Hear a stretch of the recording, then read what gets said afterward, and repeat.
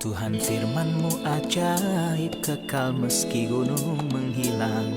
Tiada huruf yang gagal, tak terpatahkan sia-sia. Hidup seperti-Mu ya Allah, lebih dari emas. Aku bersaksi kitab-Mu, kitab yang suci. Mendengarkan firman-Mu, hibur hati yang luka. Terangilah langkahku kemanapun ku pergi. Biarkanlah firman-Mu berkuasa atasku. Ubahkanku, bebaskanku, ku mau menyenangkan-Mu. Tuhan firman-Mu ajaib, kekal meski dunia. Ubah dan bebaskan aku, mau menyenangkan-Mu. Salam jumpa pemirsa terkasih, saya menyambut Anda sekalian dimanapun Anda berada dalam episode terbaru program studi harian kita, Semua Kitab Suci. Di mana kami menyajikan sebuah studi dari seluruh isi Alkitab, dari Kitab Kejadian hingga Kitab Wahyu. Dan seandainya Anda ketinggalan episode-episode sebelumnya, Anda dapat kunjungi situs web kami, semuakitabsuci.com. Dan Anda dapat menonton semua episode sebelumnya dan terus mempelajarinya.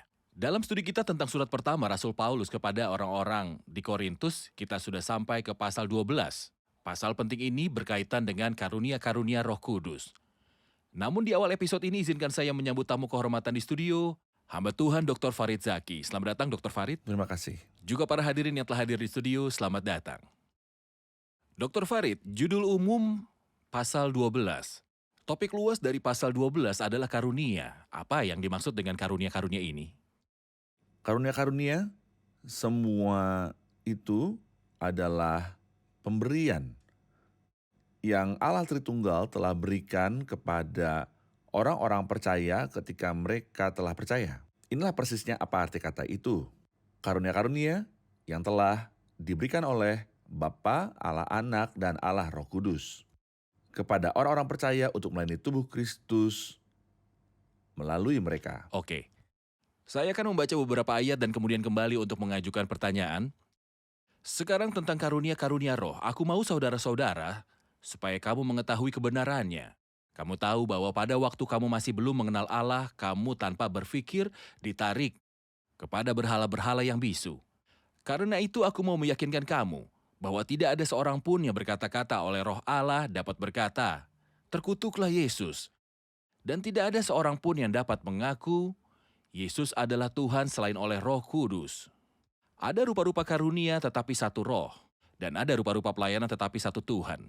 Dan ada berbagai-bagai perbuatan ajaib tetapi Allah adalah satu yang mengerjakan semuanya dalam semua orang, tetapi kepada tiap-tiap orang dikaruniakan pernyataan roh untuk kepentingan bersama. Sebab kepada yang seorang roh memberikan karunia untuk berkata-kata dengan hikmat, dan kepada yang lain roh yang sama memberikan karunia berkata-kata dengan pengetahuan. Kepada yang seorang roh yang sama memberikan iman, dan kepada yang lain ia memberikan karunia untuk menyembuhkan.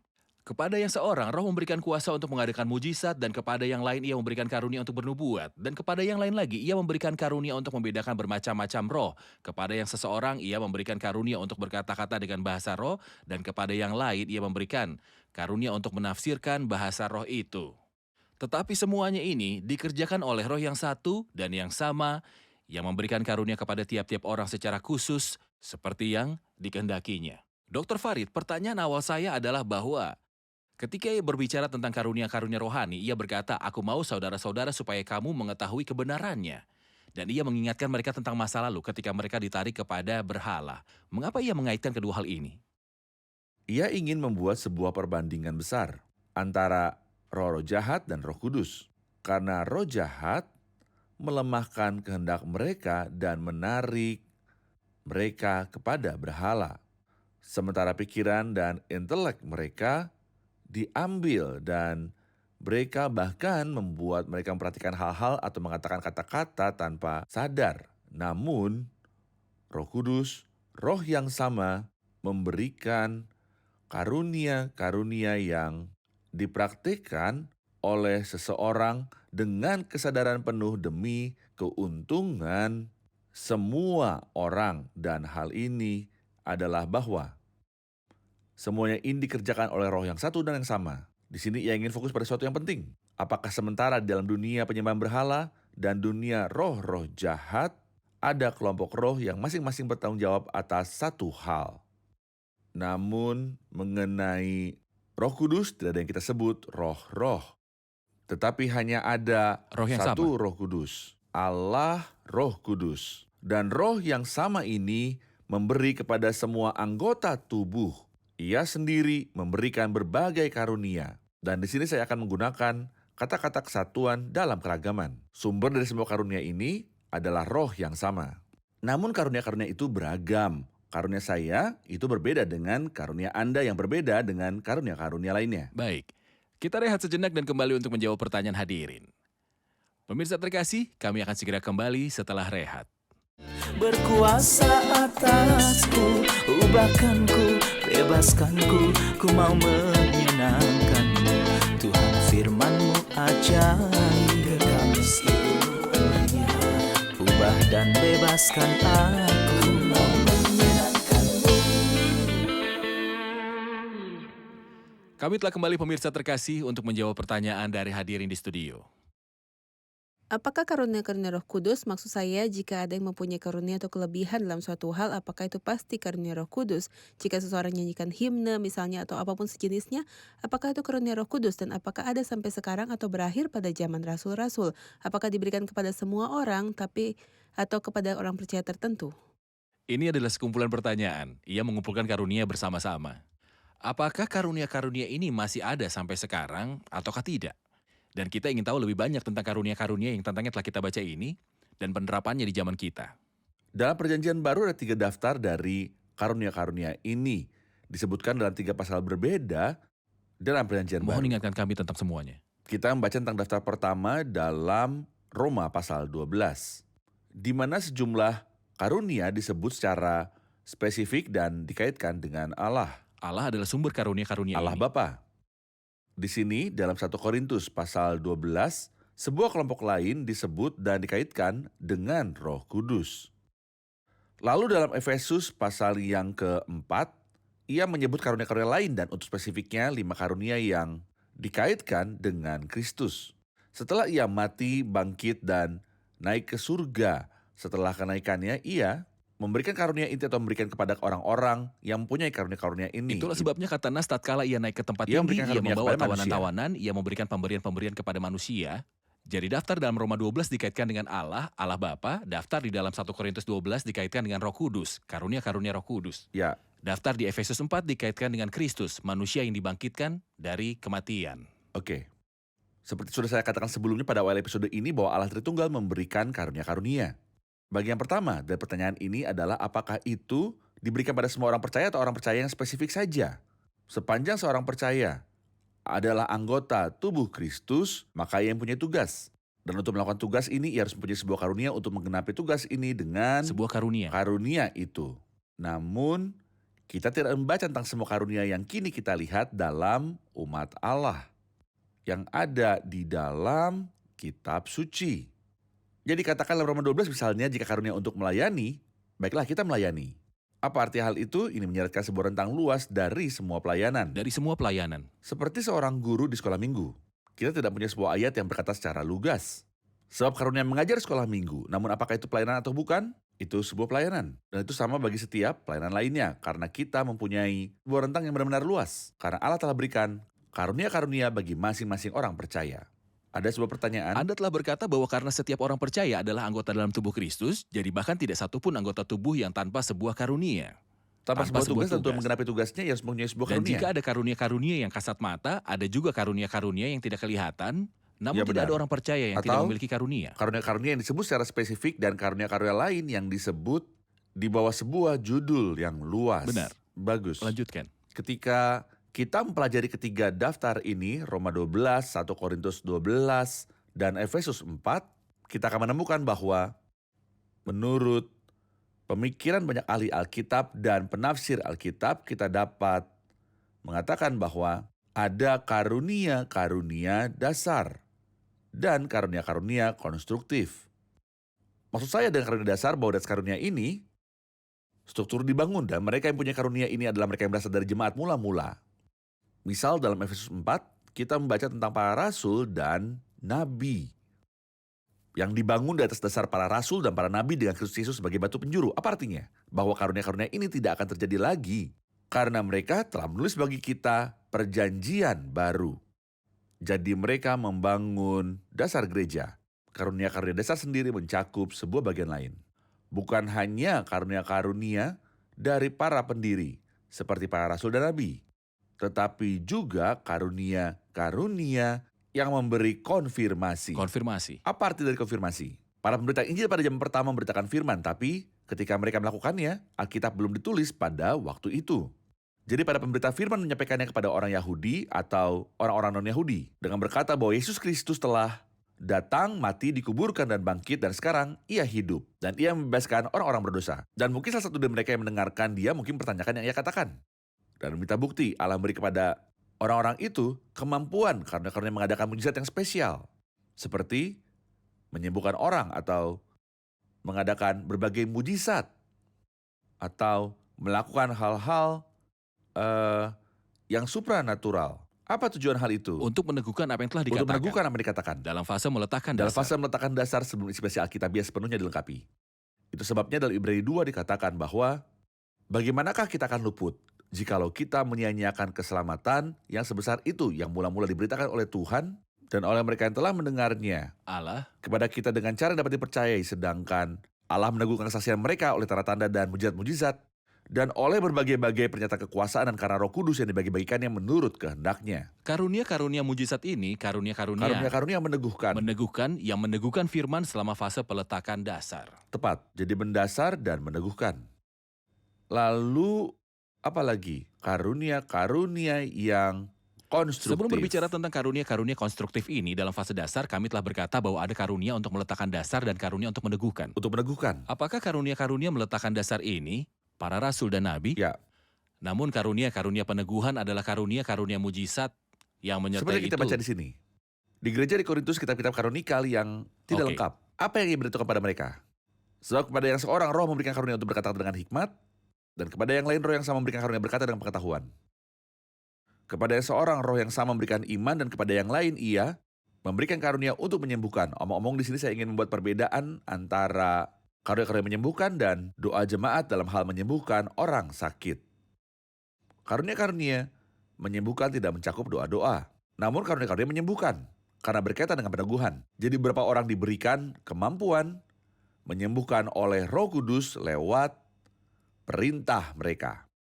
Jadi Dr. Farid adalah baik untuk membuat jadi jelas bahwa karunia-karunia mujizat ini dikaitkan dengan keberadaan jemaat mula-mula, penting untuk fase meletakkan dasar, termasuk karunia-karunia seperti menyembuhkan, Ya. yang berkaitan dengan manusia. Misalnya Petrus, jika bayangannya dilewati oleh orang sakit, dia akan memperoleh kesembuhan. Tepat. Dan Paulus yang kainnya dibawa dari badannya untuk menyembuhkan. Namun karunia mujizat berakhir dengan fase meletakkan dasar, tetapi kesembuhan masih ada.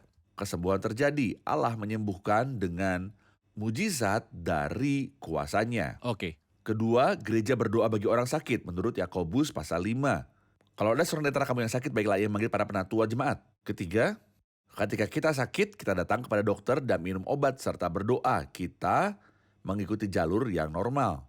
Dan terkadang yang keempat, Allah tidak memakai satupun dari cara-cara itu. Namun, kehendaknya adalah membawa orang sakit itu, dan inilah kesembuhan terbesar dengan mengambil dia. Jadi kesembuhan masih ada sampai sekarang, Pastinya, namun karunia yang ada di jemaat Karunia. mula-mula sudah sampai pada akhirnya. tepat. Maksud Maksud kami karunia dengan adalah karunia seseorang. adalah seseorang atau orang yang dikaruniai kuasa secara spesifik. Setelah itu muncul kepada yang seorang roh memberikan kuasa untuk mengadakan mujizat. Dan yang sesudahnya adalah dan kepada yang lain yang memberikan karunia untuk bernubuat. Apa yang dimaksud dengan nubuat di sini? Nubuat artinya bahwa dalam zaman kerasulan ada dua tipe nubuat. Salah satunya adalah orang memberitahu mengenai masa depan untuk mempersiapkan para individu atau gereja menghadapi yang akan terjadi. Kita baca dalam kitab Kisah Para Rasul tentang seorang nabi bernama Agabus. Agabus.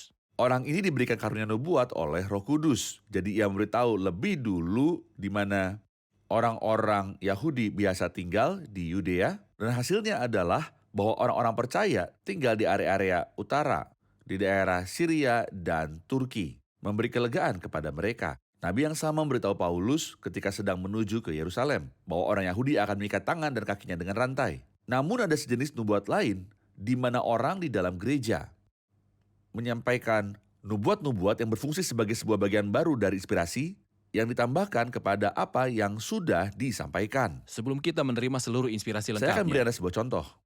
Dalam surat ini Paulus mengatur bagaimana kita harus merayakan perjamuan kudus kan? Dan ia menyatakan fakta-fakta. Dan kemudian ia berbicara tentang para wanita yang mengenakan tudung kepala, lalu bagaimana jemaat harus beribadah. Ia berkata tentang nabi-nabi baiklah 2 atau 3 orang diantaranya berkata-kata. Sebelum surat ini tulis, siapa yang akan mengatakannya? Tak ada. Tidak ada. Jadi apa yang akan dilakukan jemaat-jemaat? Allah telah memberikan karunia nubuat ini. Orang telah menerima deklarasi dan nubuat sehingga mereka dapat memberitahu orang-orang tentangnya. Itulah yang Roh Kudus telah katakan. Pertanyaannya adalah, kini inspirasi Alkitab telah selesai. Jadi peranan karunia-karunia meneguhkan ini sudah berakhir. Ia telah melakukan perannya. Itu sebabnya karunia-karunia ini punya peran Mereka punya meneguhkan peranan. firman selama fase peletakan dasar. Dan omong-omong ini tidak mengecilkan kuasa Allah. Saya telah bertemu dengan beberapa teman yang ingin mendiskusikan ini. Dan sebagaimana biasanya mereka mengklaim bahwa kita membatasi Tuhan kita. Anda batasi Roh Kudus? Tidak sama sekali. Ia mempunyai kuasa untuk melakukan apapun, kapanpun ia kendaki. Namun, lewat studi kitab suci, yang saya lakukan, saya melihat bahwa ada sebuah fase dasar yang membutuhkan karunia-karunia meneguhkan. Lalu tibalah saat konstruksi. Apa yang orang butuhkan pada masa Konstruksi. kini? Mereka butuh konstruksi dan penginjilan. Dan kini saat saya berkhotbah, saya membuka kitab suci dan berkata, mari membaca Yohanes 3 misalnya. Karena begitu besar kasih Allah akan dunia ini. Bukan saya yang memperoleh inspirasi itu. Namun saya membaca apa yang telah diinspirasikan dan hasilnya orang bisa beroleh manfaat dari firman dan percaya. Atau menolaknya dan mereka akan binasa. Tidak selalu saya mengadakan suatu mujizat sehingga orang dapat percaya. Jadi karunia-karunia awal dari jemaat mula-mula adalah karunia-karunia dasar. Para rasul dan nabilah yang meletakkan dasarnya. Juga meneguhkan karunia-karunia mujizat yang meneguhkan firman. Oke. Dan peranan karunia mujizat untuk meneguhkan firman telah sampai titik akhir dengan diletakkannya dasar. Oke. Dan kini tibalah peranan karunia-karunia konstruktif yang melengkapi. Seperti apa? Seperti beberapa karunia di Efesus 4. Beberapa penginjil dan beberapa gembala dan pengajar. Misalnya, dan kita membaca tentang para pemberita Injil ini dalam Roma 12. Seorang pemimpin yang memimpin jemaat Allah. Ini menunjukkan kemurahan. Orang yang membantu orang-orang lain dengan menggunakan potensi materialnya untuk menolong yang membutuhkan. Kita membutuhkan semua ini. Dan syukur kepada Allah, gereja manapun yang berada dalam kondisi rohani yang baik, Allah akan memperkaya mereka dengan karunia-karunia ini. Oke. Kita rehat sejenak dan kembali untuk menjawab pertanyaan hadirin. Pemirsa terkasih, kami akan segera kembali setelah rehat. Tetap bersama kami. Berkuasa atasku, ubahkanku, bebaskanku, ku mau menyenangkanmu. Tuhan firman-Mu ajaib, kami seluruhnya. Ubah dan bebaskan aku, mau menyenangkanmu. Kami telah kembali pemirsa terkasih untuk melanjutkan studi kita tentang karunia-karunia mujizat. Dr. Farid, dalam ayat 13 dikatakan sebab dalam satu roh kita semua baik orang Yahudi maupun orang Yunani, baik budak maupun orang merdeka, telah dibaptis menjadi satu tubuh dan kita semua diberi minum dari satu roh. Apa arti dari baptisan di sini? Di sini ia sedang berbicara tentang baptisan roh, bukan baptisan air. Karena ia berkata semua, dalam satu roh kita semua. Apakah baptisan roh? Dari sejarah, itu dimulai pada hari Pentakosta. Itu terjadi pada hari Pentakosta. Dan itu berarti Roh Kudus dicurahkan dari surga berdiam dalam orang-orang percaya. Lalu mengumpulkan mereka membentuk tubuh Kristus. Tubuh Kristus belum ada sebelum hari Pentakosta. Gereja belum ada sebelum hari Pentakosta. Jadi pada hari itu, gereja menjadi ada, tubuh terbentuk. Dan juga orang-orang percaya dibaptiskan. Dan perhatikanlah kata kita semua telah dibaptis menjadi. Jadi baptisan di sini mengacu pada perihal bergabung dengan tubuh Kristus. Dan sejak hari itu, setiap orang percaya yang real ketika mereka menerima Kristus, roh tinggal di dalam mereka. Dan ini dipersamakan dengan air. Kita semua diberi minum dari satu roh. Dan pada waktu yang sama, mereka bergabung dengan tubuh yang ada. Jadi Roh Kudus tinggal di dalam orang-orang percaya sebagai individu-individu, tetapi mereka tidak sendirian. Semua orang percaya bergabung bersama membentuk tubuh Kristus. Dan semua anak Allah memiliki kesamaan bahwa mereka telah dibaptis oleh Roh Kudus. Itu sebabnya ia berkata, baik orang Yahudi maupun orang Yunani, Perbedaan-perbedaan bangsa dihapuskan, baik budak maupun orang merdeka. Perbedaan-perbedaan sosial disingkirkan. Dan kita semua diberi minum dari satu roh. Ia ingin mengatakan bahwa jangan pernah membeda-bedakan dalam tubuh Kristus. Tak ada lagi Yahudi atau Yunani. Tidak ada lagi kata budak atau orang merdeka. Dan saya menambahkan, tak ada lagi kata miskin atau kaya atau menerima sertifikat atau tidak. Ada keharmonisan di antara sesama anggota tubuh Kristus. Baik, kita akan mengambil pertanyaan dari hadirin. Anda sedang membicarakan tentang baptisan Roh Kudus dengan berkata bahwa semua anak Allah telah menerimanya. Namun tidakkah Anda lihat bahwa itu sesuatu yang sangat spesial, yang tidak semua orang percaya akan menerimanya, menurut tingkat-tingkat rohani mereka yang berbeda dan tingkat-tingkat kekudusan mereka yang berbeda. Apakah itu hal spesial dan memiliki manifestasi supranatural di dalamnya? Baik, pertanyaan yang bagus. Oke. Marco menangkap sebuah poin yang sangat baik karena ada beberapa pengajaran opini yang mengatakan seperti itu. Dan saya memberitahu Anda alasan-alasan di baliknya. Pertama, ayat Alkitabnya sangat jelas. Sebab di dalam satu roh kita semua telah dibaptis menjadi satu tubuh dan kita semua diberi minum dari satu roh. Saya ingin mengaitkan antara kedua hal. Hal pertama adalah bahwa mereka yang dibaptis menerima roh. Mereka diibaratkan mereka dibuat meminumnya. Saya tidak bisa berkata bahwa seorang pemercaya real yang di dalamnya tidak ada roh yang berdiam. Dan jika saya mengira seperti itu, maka ia bukanlah seorang pemercaya sejati. Jadi siapapun yang telah menerima roh, ia juga harus dibaptis. Ini hal yang pertama. Kedua, gagasan bahwa siapa yang dibaptis memperoleh kuasa-kuasa supranatural. Manifestasi atau supranatural. Manifestasi. Apa yang ia katakan pada akhir pasal ini? Dalam ayat 29 dan 30, ia berkata, apakah mereka semua rasul atau nabi atau pengajar? Adakah mereka semua mendapatkan karunia untuk mengadakan mujizat atau untuk menyembuhkan atau untuk berkata-kata dalam bahasa roh atau untuk menafsirkan bahasa roh? Dan jawaban tersirat bagi semua pertanyaan ini adalah tidak. Tidak semuanya rasul. Tidak semuanya memiliki karunia-karunia kesembuhan, oke? Mari membandingkan kedua ayat ini dan ayat yang Marco tanyakan, Kita semua telah ayat dibaptis. 13. Kita semua telah dibaptis. Jadi mereka semua telah dibaptis, tetapi tidak semua mereka memiliki karunia-karunia spiritual. Jadi ini membuat saya mengecualikan atau meniadakan bahwa baptisan roh dikaitkan dengan penampakan karunia-karunia supranatural. Ketiga, mungkin orang yang berkata bahwa baptisan roh disertai oleh manifestasi supranatural atau karunia spesial, bingung membedakan antara kondisi dipenuhi dengan Roh Kudus dan baptisan roh. Tidak, baptisan roh adalah sebuah hak istimewa yang dianugerahkan pada kita. Semua anak Allah telah Kita dianugerahi semua ini. sebagai anak Allah telah menerimanya dengan iman. Namun karunia-karunia roh, Alkitab memberitahu kita lebih dari sekali tentang orang yang dipenuhi dengan roh dan memerintahkan. Kepada kita hendaklah kamu penuh dengan roh dan janganlah kamu mabuk oleh anggur karena anggur menimbulkan hawa nafsu. Penuh roh. Tapi hendaklah penuh dengan roh. Tapi tidak sekalipun ada ayat yang berkata, jadi lebih berdedikasi untuk dibaptis oleh roh. Oke. Inilah cara membedakan antara masalah-masalah ini. Dan tentunya bagian bukti yang terpenting adalah bahwa keadaan spiritual dan moral orang-orang percaya di Korintus tidak baik. Namun ia memberitahu mereka kita semua telah dibaptis seakan-akan baptisan adalah bagi mereka yang tingkat spiritualnya belum mencapai kesempurnaan. Ya. Terima kasih Dr. Farid, Tuhan memberkati Anda. Kita rangkum episode ini bersama hadirin. Mengapa Rasul Paulus sebelum berbicara kepada orang-orang percaya di Korintus tentang karunia-karunia roh mengingatkan mereka tentang latar belakang dan hubungan dengan berhala dan penyembahan berhala?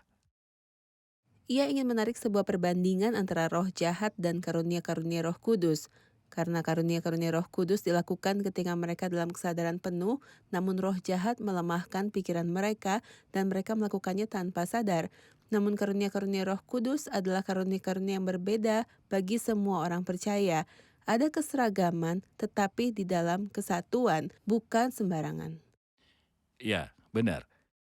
Dalam ayat 13, apa yang dimaksud dengan perkataan sebab dalam satu roh kita semua telah dibaptis menjadi satu tubuh? Apa artinya? Ini mengacu kepada baptisan Roh Kudus, bukan baptisan air. Baptisan Roh Kudus terjadi pada hari Pentakosta ketika Roh Kudus dicurahkan dan tinggal di dalam orang-orang percaya dan menyatukan mereka kepada tubuh Kristus untuk membentuk gereja. Dan inilah sebuah hak istimewa bagi semua orang. Terlepas dari perbedaan kebangsaan, kekayaan, atau kemiskinan. Ini adalah untuk setiap orang yang percaya kepada Tuhan Yesus dan Roh Kudus tinggal di dalam hatinya. Terima kasih, Tuhan memberkati. Terima kasih, Dr. Farid, Tuhan memberkati. Pemirsa terkasih, kita telah belajar dalam episode hari ini bahwa sumber karunia-karunia mujizat atau karunia-karunia Roh Kudus adalah Roh Kudus. Dan karunia-karunia ini diberikan kepada semua anak Allah, tidak seorang pun dari anak-anak Allah yang tidak memiliki karunia. Dan kita telah belajar bahwa karunia-karunia ini dibagi menjadi dua. Yang pertama adalah karunia-karunia dasar, yang dibagi menjadi dua. Yang pertama adalah karunia-karunia dasar, para rasul dan nabi yang meletakkan dasarnya, dan juga karunia meneguhkan yang adalah karunia-karunia mujizat. Itu diperlukan untuk meneguhkan apa yang telah diperkatakan selama fase dasar.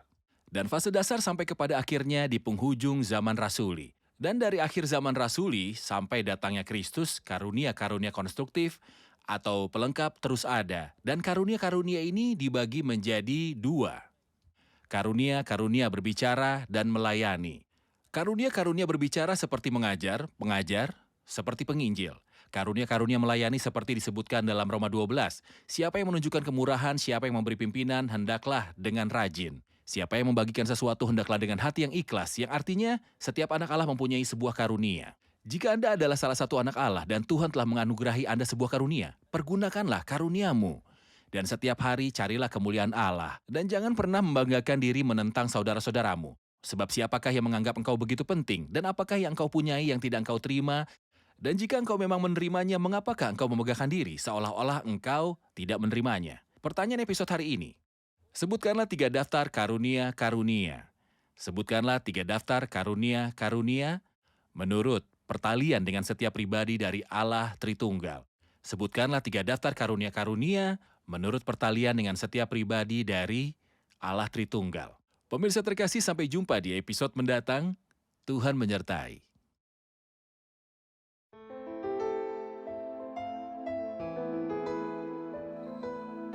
Tuhan firman-Mu ajaib, kekal meski gunung menghilang. Tiada huruf yang gagal, tak terpatahkan sia-sia. Hidup seperti-Mu ya Allah, lebih dari emas. Aku bersaksi kitab-Mu, kitab yang suci. Mendengarkan firman-Mu, hibur hati yang luka. Terangilah langkahku kemanapun ku pergi. Biarkanlah firman-Mu berkuasa atasku. Ubahkanku, bebaskanku, ku mau menyenangkan-Mu. Tuhan firman-Mu ajaib, kekal meski gunung. Ubah dan bebaskan aku.